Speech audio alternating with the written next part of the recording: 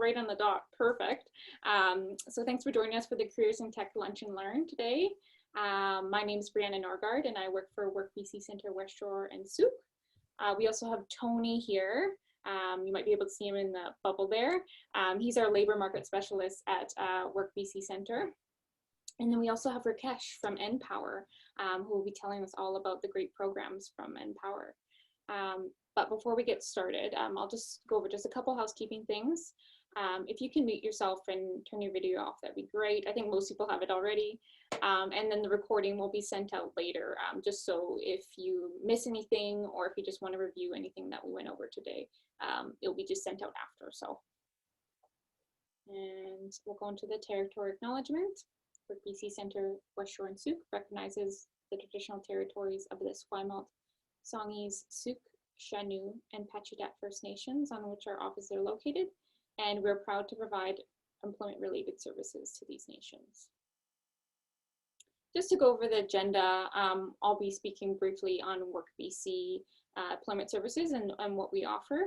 Then we'll jump in with Tony, and I'll be asking him a couple questions about technology and how it's impacted the world of work, specifically on Vancouver Island and in BC. And then I'll hand it over to Rakesh, and he'll be talking all about the junior IT analyst and the junior data analyst programs. They're great programs, so I'm super excited to hear more about them. And then we'll get into the question period. So if anyone has any questions that they think of right away, just put in the chat box and then we'll get to them during the question period. So feel free to put as much as you want or as little as you want. And if you think of questions after as well, you can also email us and then we can try to get the answer to you after. So what is WorkBC Employment Services? These services are free and available to all unemployed British Columbians who are seeking employment and are legally eligible to work in BC. WorkBC centres are located across BC.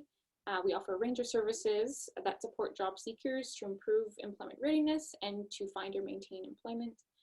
Additionally, any job seeker, BC job seeker, can access our self-serve resource area at our centres. And then particularly our centres are located in Langford and Souk. So our services, as mentioned, we have a resource room. It's great. We have access to printer, photocopiers, or computers.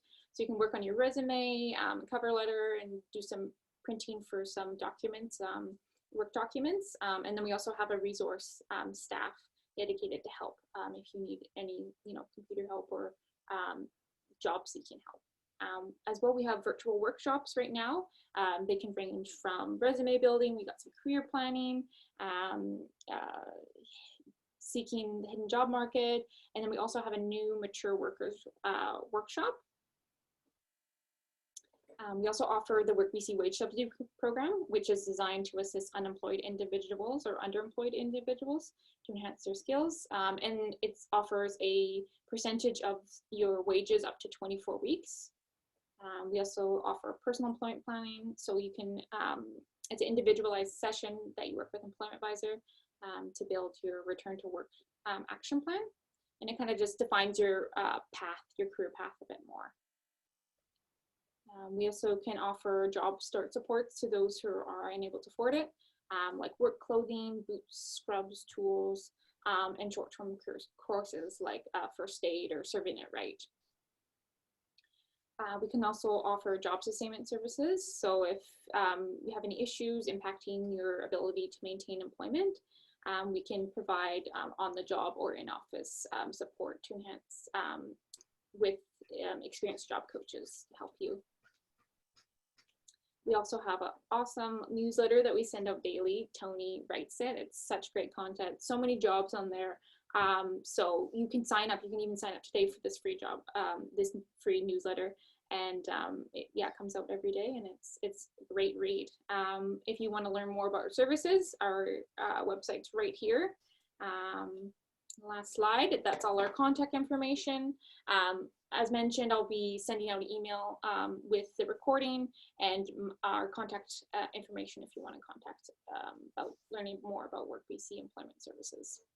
So I'm just going to stop sharing my screen here. Great.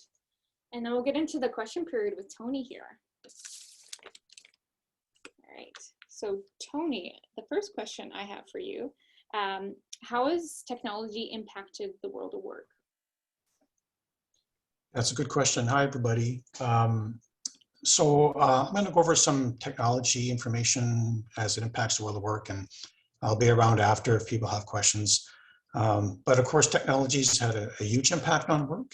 Over time, we know that as technology was developed and introduced, it did eliminate some jobs. If you think back, we used to have elevator operators, switchboard operators. There's less of those now.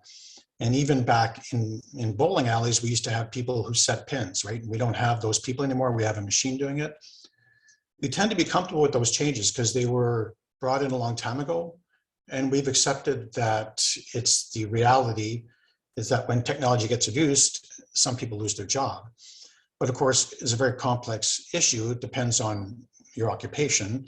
For example, it used to be thought that some jobs were robot proof, right? That the robots or automation or artificial intelligence could never replace certain kinds of workers. And it was thought that those workers who were people who worked in customer service, healthcare, education, jobs that had a high contact with customers or clients that demanded a certain amount of interaction that a computer would just never be able to pull off. But of course, that's been changing. The technology has gotten so powerful and efficient that there's many jobs that a robot can do now that it thought wasn't possible even 10 years ago. For example, on Vancouver Island, we have a shortage of workers in the restaurant sector, and that's very common in Canada right now. And we're seeing robots introduced on the island here to replace servers. So, that's a job that thought was safe. And in fact, the provincial government is projecting that there's nearly 175,000 jobs over the next 10 years that are in occupations with a high chance of being affected by automation.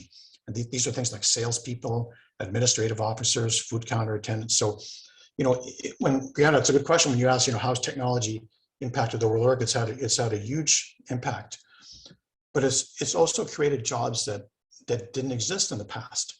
Like if you would have asked somebody who was alive in the 1970s, what a web developer was, or what a Scrum Master was, or a sysadmin, or an Oracle specialist, they would have thought you were just making words up that didn't describe a job. And in fact, those are jobs that were created because of technology that didn't exist in the past, right?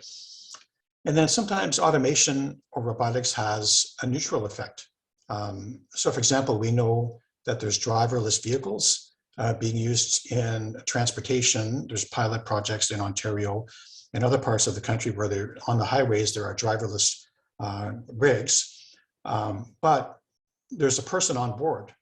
So yes, there's a vehicle, there's a robot, or there's automation involved, but there's not a loss of a job yet, because we have a person on board to oversee the robot, right? So there's been huge shifts, and I guess what I'm getting at is that it can cost jobs or create jobs to have a neutral effect. But the reality is it's good to think ahead and go, is the occupation that I'm in or the occupation that I want to be in, is that at risk for being automated, right? Another change in the world of work has been the smartphone. The smartphone has paved the way for the gig economy. Platforms like Uber and Airbnb allow workers to earn all or part of their income. And this economy did not exist 15 years ago. There was no gig economy at the scale it is now. So now we have 13% of Canadians who earn all or part of their income as gig economy workers. And that's going to be expected to mushroom as new technologies are invented and new platforms arise. And another impact of the smartphone and other technology is it has allowed people to be connected to their job 24/7 for good or bad, right? And this is why in some jurisdictions we see a right to disconnect legislation being introduced. So the point is, the pace of change with technology has been so rapid and it's so hard to predict that we don't really know what jobs are going to be created in the future. We don't know what jobs will be eliminated at what rate. But the key is wherever we're at, we should be working at improving our digital fluency through training or teaching ourselves skills so that when there's a change in the labor market, we can adapt to it without losing our job. That's awesome. Thank you, Tony. That was great. The next question I had, so in terms of in Victoria in particular, what's the tech sector like right now? Yeah, the tech sector in Victoria is a really part of our local economy, so it's a growing sector.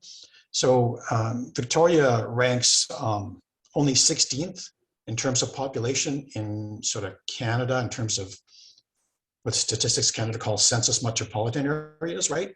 But our tech sector, I guess we're performing at a much higher level than that, because there was one survey done through CBRE where they ranked Victoria 7th in the country in terms of tech talent in the community. And that's for a variety of reasons. We have a major university, we have a major college, we have a highly skilled workforce, we have the provincial government, which is a major employer. So the tech sector is growing, and I would say, relative to our population, fairly impressive. There's been over 800 companies identified in Victoria as being in the tech sector, and they have revenues in excess of $5 billion per year, and that's expected to double in the next 8 years or so. So you can see it's rapidly growing, and of course, with that growth, it creates employment opportunities. There's over 16,000 people directly employed in the sector, and if you're curious about more about what the sector looks like, Viatech, that's VIATEC, viatech.ca is a very good resource for local industry facts. It's a good resource for researching employers and for job postings. They are the go-to job posting board for the tech sector in the Greater Victoria area. And a good thing you can do as a job seeker or as a career planner is to look at job postings and see what skills are in demand by local employers. So yeah, that would be a good place for somebody who's interested to start. Great. The last question I have for you is, what is the outlook for the tech sector in BC in terms of jobs? Yeah, it's a very, very positive outlook. One thing worth noting is that, during the pandemic, there was a big drop in employment. So across the economy as a whole, the unemployment rate for the average worker went from 5.7% before the pandemic to almost 10%, at the height of the pandemic. So I wouldn't say it doubled, but it close to doubled. But for technology professionals, it basically stayed flat. So if you want to think of as a industry as being pandemic proof, it could be the tech sector for a couple of reasons. One reason is that many companies moved their staff to remote work situation, and they also moved many of their services online. Many companies offered online ordering and online shipping where they did not offer that before. And so it created a huge demand. So instead of just seeing this drop off in the tech force, we saw an increase in the tech force. But of course, there's a huge shortage of workers in the field because of the specialized training that's needed. But if you're thinking about a sector that could be pandemic proof, it could be the IT sector, because many of the jobs in that sector can be done remotely. And the trends that were started by the pandemic are only going to continue. For example, IT security, there's a huge demand for workers who are IT security professionals. And because of the volume of work that's done online now, and the risks that organizations of all scales run, so hospitals, municipalities, large corporations, small businesses, they are at risk for ransomware attacks and other security issues. So there's created a demand for specialists. And another shift has been this trend towards remote work. Many people, depending on the career, can apply for jobs all over the country and all over the world, and that's especially true in the IT sector. And these are not just temporary situations. So yes, the pandemic will end, we all hope, right? And yes, there will be a return to office for many workers, but some of the shifts are going to be permanent. There will be more people working remotely. There will be more people working hybrid. There will be more organizations doing business online. And the trend in online shopping and online delivery of services is only going to continue. And so what it does is it creates a huge demand for workers. And the province of British Columbia has done some forecasting. And over the next 10 years, they project that there'll be 12,500 new job openings for computer programmers, 9,300 openings for software engineers, and 8,000 openings for computer and information system managers.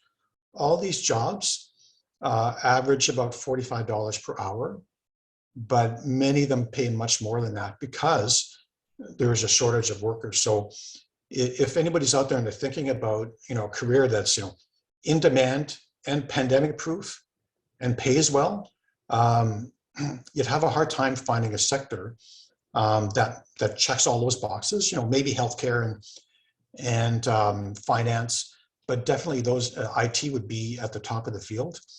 And then the province is also projecting, that BC will need 4,300 more web designers and 1,500 database analysts over the next 10 years. So the list goes on and on.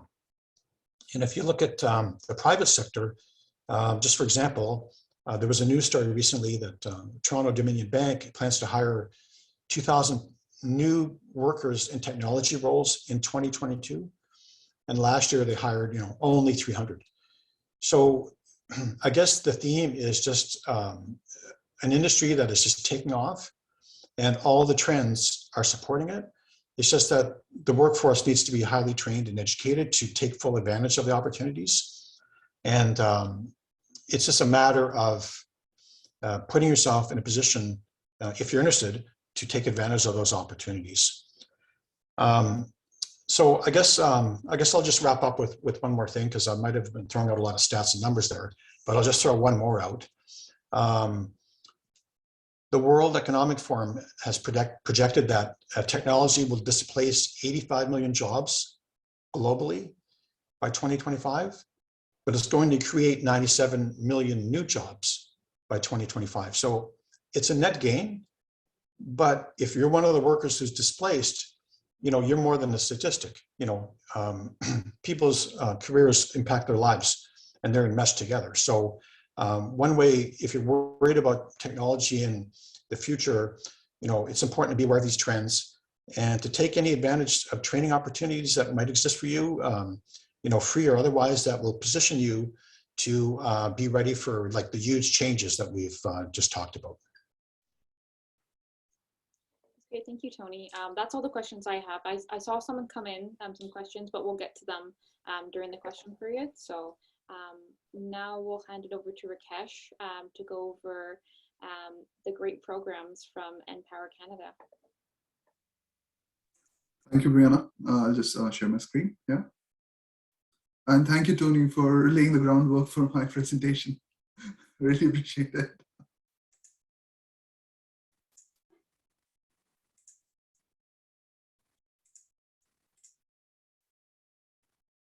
Yeah. So, NPower Canada. So recently, before I start my presentation, I just want to share some quick fact about NPower Canada. I recently had the opportunity to attend a few graduation ceremonies of our cohorts across Canada. And we have cohorts in Ontario, we have cohorts in Calgary, Halifax, and now Vancouver. 40% of our graduates had a job offer in full-time entry-level IT careers, in IT jobs, before they graduated. So that is something that I want you to think about while I give the presentation, that 40% had a job offer even before they graduated. So who are we? NPower Canada is a national non-for-profit organization. We provide IT training programs. We specialize in IT training programs. We provide it to low-income, diverse young adults. The programs are totally and completely free for the participants. The program includes not only the technical training, but also professional skills training. The program, at the end of the program, participants get an industry certification.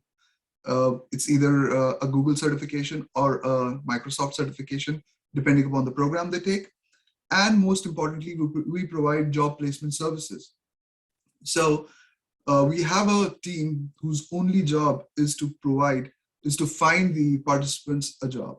So the moment a new participant joins the program, he gets assigned an alumni specialist who arranges interviews, who works on his resume, who works on his LinkedIn, so that at the end of the program or within 6 months of graduation, the participant has a full-time job. Not only that, we also provide 5 years of alumni support. It can be continued education, mentorship. I'll talk more about that later in the presentation. So I just wanted to think about all this while I'm doing the presentation and while I talk about the programs. 80% of our graduates, we place 80% of our graduates into employment or higher education within 6 months of post-program. So we are at 82% right now. We are aiming for 85, but this is the figure that has been there with us for the last 7 years. We started in 2014, and this is our 8th year now. Now, the program is free for the participant, totally and completely free. These are some of our funding partners who make it possible for us to provide this program free to the participants. So our funding partners are the federal government, the provincial governments, then companies such as CIBC, Google, Microsoft, Cisco, TCS, Hootsuite. A lot of these funding partners, they also end up being our recruitment partners. So we have, for example, Shopify. Shopify is a major recruiter for us. Hootsuite is a major recruiter for us. So a lot of these funding partners, they get trained in the individuals to fill their entry-level jobs. These are some of the job roles that our graduates have gone on to work for. They work as technical support representatives, UX designer, customer service, information security analyst, junior IT analyst, quality assurance analyst, making anywhere from minimum wage to $26 an hour. So I'll just let this slide remain there for a moment. They work for companies such as Shopify, Compugen, Rogers, Scotiabank, CIBC, Accenture, RBC. Every week during the cohort, it's a 15-week long program. Every week we have different companies coming in, giving their presentation, talking to the participants as to what the companies expect from their employees once they start working for an IT company. So every week for the 15 weeks, we have companies coming in and talking to them. And then 8th week onwards, we start arranging interviews for our participants. So the job offers start rolling in from 8th week onwards. Now, why NPower? Because we have almost 2,200 graduates already in the last 7 years. And in IT, as Tony mentioned, a career in a growing, thriving industry, a recession-proof industry, a pandemic-proof industry, tech training with an industry certification in less than 4 months, and 5 years of alumni support and continual educational opportunities. Now, how the program works. So the program is 15 weeks long. It's Monday to Friday, 8:45 a.m. to 1 p.m. It's a trainer-driven program. The trainer would be with you at all times. It is a little intensive, but we want to get you job ready within 15 weeks. So once you start working in the company, we want you to hit the ground running. So it is a little intensive. Hands-on learning with support from our instructors, as I mentioned. You get a lot of networking and mentor opportunities. And most importantly, you earn industry-recognized IT certifications. And the program is virtual while sitting at home. So this is one of the programs that we offer. This program is called Junior IT Analyst Program. It is a beginner program. It's offered in collaboration with Google. Participants get Google IT support, professional certification. It is totally a beginner program. If you know how to turn on the computer, you're good to go. We accept you into the program if you fulfill the other eligibility criteria. And in 15 weeks, we make you job ready to work in an IT company. So you learn various aspects such as security, networking, of OS and IT, system administration, infrastructure, customer service, agile project management. The second program is Junior Data Analyst program. It is a little more intermediate program. It's offered in collaboration with Microsoft. Participants get a Microsoft Azure fundamental certification. We do expect the participant to have a fair bit of programming, coding knowledge before we accept them into the program. And this program, as I mentioned, is offered in collaboration with Microsoft. So not only the technical training, we also focus on professional skills of the participant. We also focus on resume writing, interviewing and networking. I mean, you may have all the technical skills in the world, but if you don't have a good resume, you're not going to get past that first step. If you have a good resume, but you don't have interviewing skills, you're not going to make the cut. So we help you with all those. I know WorkBC does all that as well. So we also provide these services. So personal branding is another service that we provide. Business writing, teamwork, and conflict resolution is something that we teach to our participants as well. And not only the professional skills, we also help the participant with life skills, self-care, goal setting, budgeting, time management, stress management. In this difficult time, it's very important to be able to manage stress. And IT jobs can be stressful. I would not lie to you, they can be stressful. There are perks, but there are benefits, but because a participant has to have a continuous learning approach. A tool, a platform the person is working on right now may be redundant 2 years down the line. So you have to have a learning mindset. You have to be coachable. So it can get a little stress. We help you with that as well. This is the testimonial from one of our recent graduates, Megha. She was into the Junior IT Analyst program. She graduated in December. It was our first cohort in Vancouver, and currently she's working with BC Financial Services Authority as a technical service representative.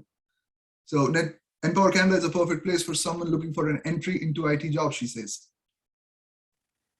I'm going to let you guys read it for a moment.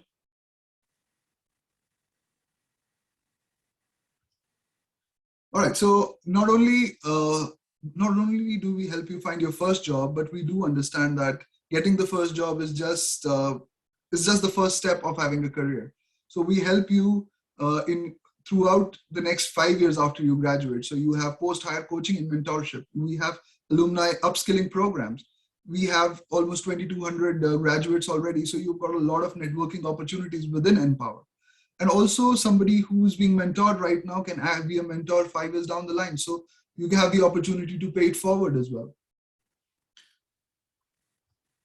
Now, this is one of the alumni programs that we offer to individuals who have graduated 2 years after they graduate from our NPower program. So this program is offered in collaboration with Google again. It's the Google Project Management Program.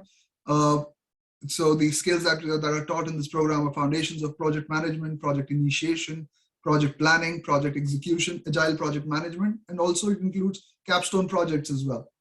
So we do realize that 2 years after you graduate, you want to climb the corporate ladder, you want to join the managerial team. So we are there for you over there as well. So NPower does a lot of hand-holding to the participants, to our NPower graduates, and this continues for 5 years. This is Howard. He recently graduated from NPower as well in the Junior IT Analyst program. Currently, he's working with Rico as a service technician. So NPower, he says, NPower Canada Junior IT Analyst program launched my IT career. It gave me the necessary information as well as growth attitude to reignite my belief that not everything needs to come to a halt when you hit a snag. So he's currently working with Rico and he's doing some amazing work there. Now, program eligibility criteria. Right now, for this present cohort, for which we have an application deadline of February 25, we are only accepting applications from participants who are between the ages of 17 to 30. But We have 3 cohorts every year. One is the winter cohort, then the summer cohort would be in May, and the fall cohort would be in September. May onwards, we'll be accepting applications from individuals who are 30 and above as well. So for this present cohort, we are only accepting up to applications from 17 to 30, but May onwards, 30 plus as well. So another eligibility criteria is that the individual should have a high school diploma or a dogwood certificate. The high school diploma can be a Canadian high school diploma. It can be a non-Canadian high school diploma as well. The participant must be unemployed or underemployed, must be facing financial challenges and barriers to employment. They can be any, they can be racial barriers, financial barriers. We have individuals who identify as persons with disabilities. So barriers such as those. So if you are facing barriers to full-time employment, we are there for you. You should be eligible to obtain full-time employment in Canada. Citizens, PRs, work permit, refugee claimants. If you have 6 months left on your work permit, you can apply. If you have 6 months left on your refugee claim, you can apply. We require advanced English language proficiency, CLB 7 or higher, but we do not require IELTS certification. We do not require that. We assess that during the interview process. A strong 6 is welcome as well. We strongly encourage applications from members of equity-seeking groups such as women, Black, Indigenous, and other racialized youth, LGBTQ2S+, and youth with disabilities. One very important point that I like to highlight is that the applicant cannot be in full-time school. You must have graduated. You must not be in full-time school. If you are in full-time school right now and you're going to graduate probably in June, so September cohort would be the one for you. As I mentioned again, must be legally able to work in Canada. And most importantly, I cannot stress enough on this, strong demonstrated motivation to work and learn. A career in IT is not easy, but it's not, if you are motivated to learn, if you are motivated to work, it is a very rewarding career as well. So if you have a learner's mindset, if you are coachable, apply right away. Application deadline is February 25th. And just you can go to our website, empowercanada.ca/youth. You'll get an email from our admissions team within 24 to 72 hours. And if you do apply, please check your spam folders. Our emails from the admissions team sometimes lands in these spam folders. If you have applied, you would get a reply from us. So check your spam folder. I cannot stress enough. And I'll take any questions. Thank you. Thank you so much, Rakesh. Thank you, Brian. Yeah, so we'll get into question period now. So feel free to, if anyone in participants have a question, feel free to add in the chat box here. So I'll just start from the beginning. There's a couple that came in a little bit ago. So this is for Tony. So I'm a student. Can I find part-time jobs in the IT sector? Yeah, so it will depend. If the person is studying computer science or IT, then they probably have a skill set that they can start marketing already to local companies for part-time work. I mentioned viatech.ca is a good resource for contacting local companies to do some prospecting or even looking remotely. If the person's not in computer science or not an IT student, then they're probably going to require some specialized training to break into the field.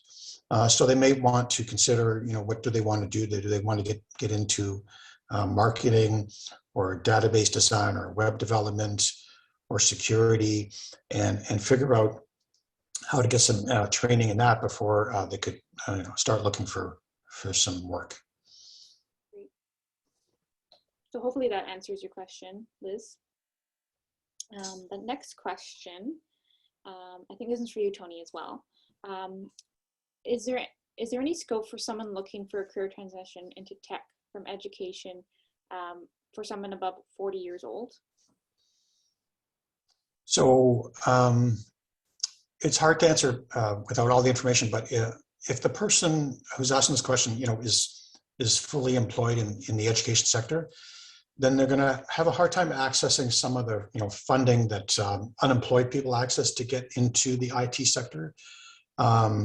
So if they are unemployed, and let's say they need a career change for health reasons or other reasons, then they should check in with a WorkBC Centre and talk to an employment advisor. That would be a really good start for somebody in that situation who's not working. If they are employed, they're likely going to have to self-fund a career change, or there's some training from Google and Amazon that is online that offers very specific skill sets from Amazon Canada and Google Canada. And I'll just put these links in the chat, and then people can check them out if they want.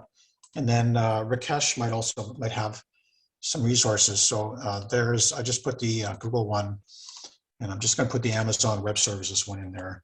And there are lots of opportunities for self-education, but it takes a lot of dedication and a lot of hard work to be self-taught, but it does happen.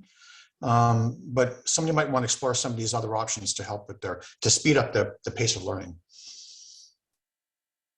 Great. Rakesh, do you have any other suggestions for resources or support? I'll put them in the chat. Okay, perfect. Great. Okay, the next question, let me just scroll down here. Right, this one's for Rakesh, so I'll ask when you're done putting it in the chat box there. Yeah, go ahead. Okay, so the eligibility on this course says that the individual needs to be in high school or have a high school diploma or GED. I'm wondering if is it a hard and fast requirement? The program starts at age 17, where a lot of youth would not be graduated. So I'm curious with the frequency of kids finishing high school part-time and online right now, whether they could still register for this course. So the two requirements that the high school diploma is a funding obligation that we need to have. And we don't accept applicants who are less than 17. So as I mentioned, if we have students who will be graduating in June this year, so for them, we have the September cohort. So a high school diploma is a requirement. So if at 17, the individual doesn't have a high school diploma, probably at 18, he'll be eligible to apply. Perfect, I think that answers that question. So there's another question after. I think this one is as well for you, Rakesh. Do you have anything a bit advanced level program? I'm BCA and MCA, but struggling to get a job as I do not have tech industry experience. So our programs are designed for entry-level IT jobs. So the junior data analyst program is a little more intermediate compared to the junior IT analyst. So I think it was Sabah who asked the question. So I would suggest her to apply for the junior data analyst program. So the programs are more or less designed for entry-level IT jobs. But JD, the junior data analyst, is more intermediate compared to the junior IT analyst. Great. All right, the next question. So could you please expand on what facing financial challenges and barriers to employment may mean? How many applicants do you allow?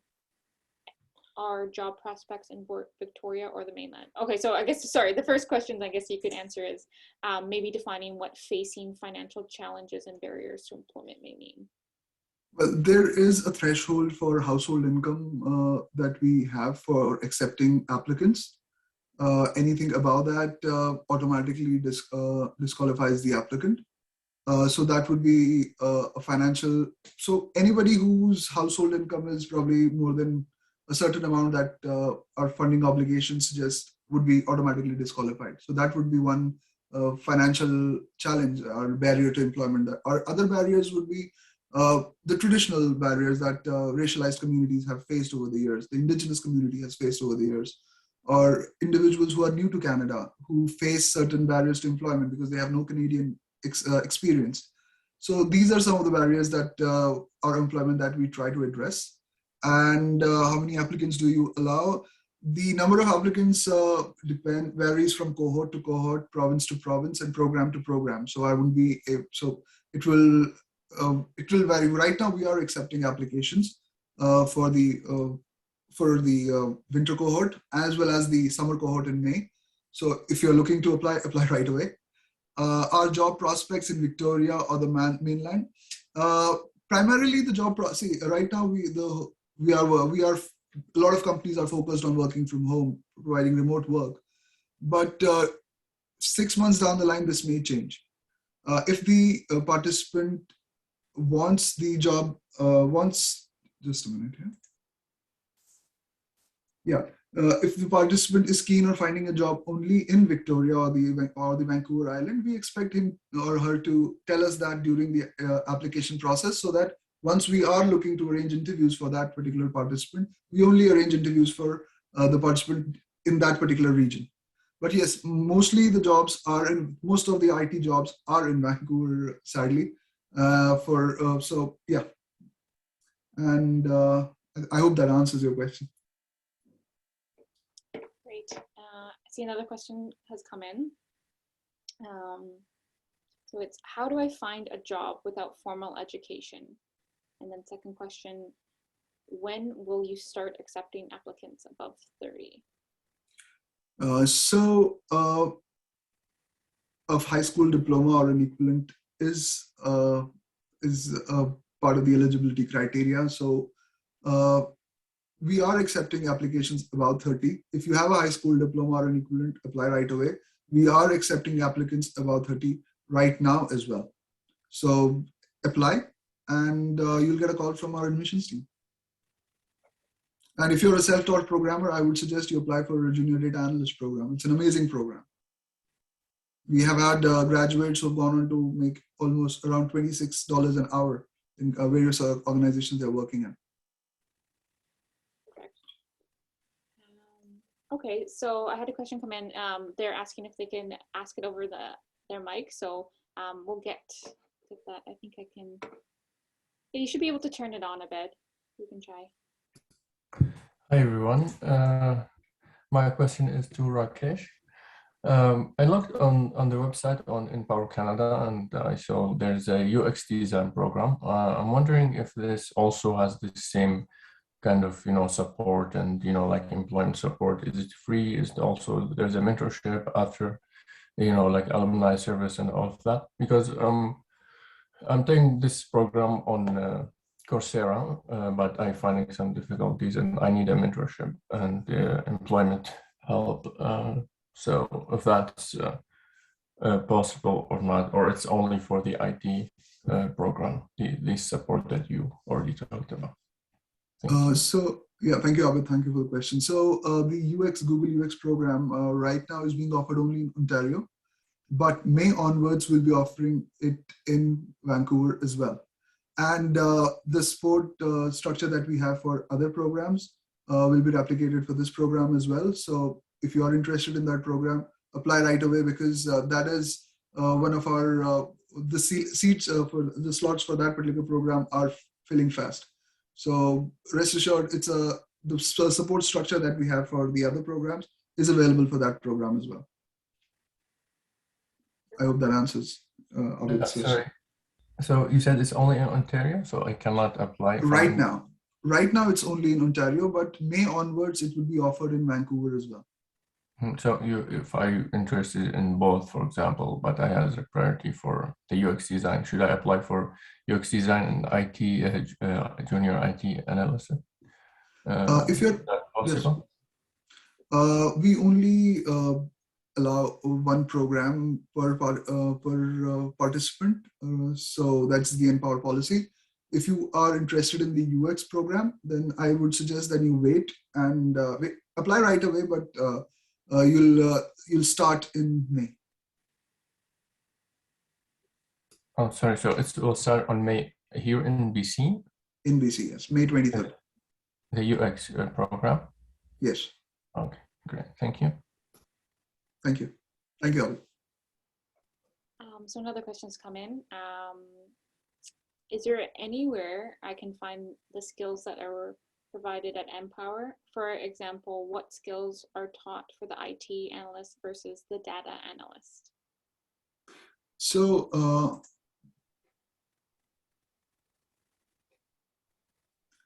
the IT analyst is, as I mentioned, is a beginner program. The skills are basically security, networking, OS, system admin, agile project management. The junior data analyst, on the other hand, more intermediate, and Excel for Visual Basic, SQL, Python for applied data science. These are some of the skills that are taught in the junior data analyst program.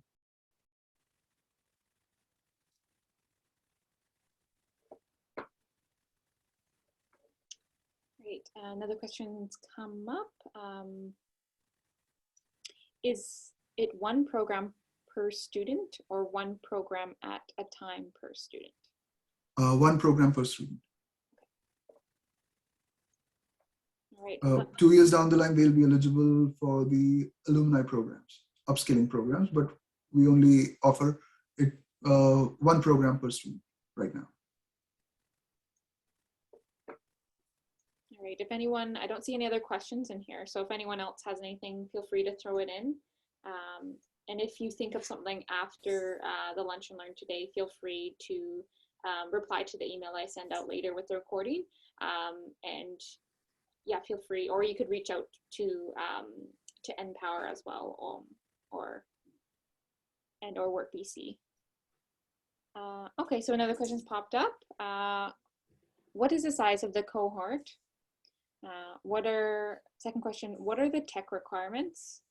And then laptop internet speed. Yeah, so I forgot to mention one very important fact. So participants who don't have a working laptop or a working internet connection or a laptop which is up to the standards that we expect, that we help them with loaner laptops as well. We provide loaner laptops free of cost. We also provide internet sticks free of cost as well. We help. Our only aim is to for the participant to have a successful IT career. So we provide them all the tools necessary for that. And what are the tech requirements? So tech requirements is something that we discuss during the application process, where we ask you about the machine that you have. And if your machine is not up to the mark, we offer you a loaner laptop. The size of the cohort depends on program to program and from province to province and cohort to cohort. So I wouldn't be able to tell you exactly what is the size of which cohort right now. Sorry. Great. We'll give one more minute for questions. So if anyone has any last minute ones, throw it in here. So we'll give it a couple seconds if anyone else. And as mentioned, yeah, feel free to email us later if you have anything else.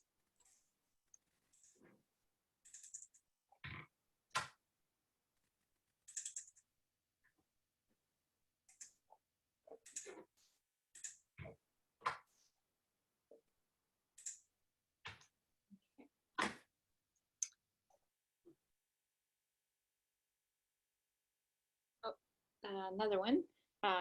So for Rakesh, can we get your email, or should we contact you another way? I'll put my details in the chat right away. I'm doing that right away. Perfect. I can also email them out as well with the follow-up email if anyone misses it. All right, that would be great.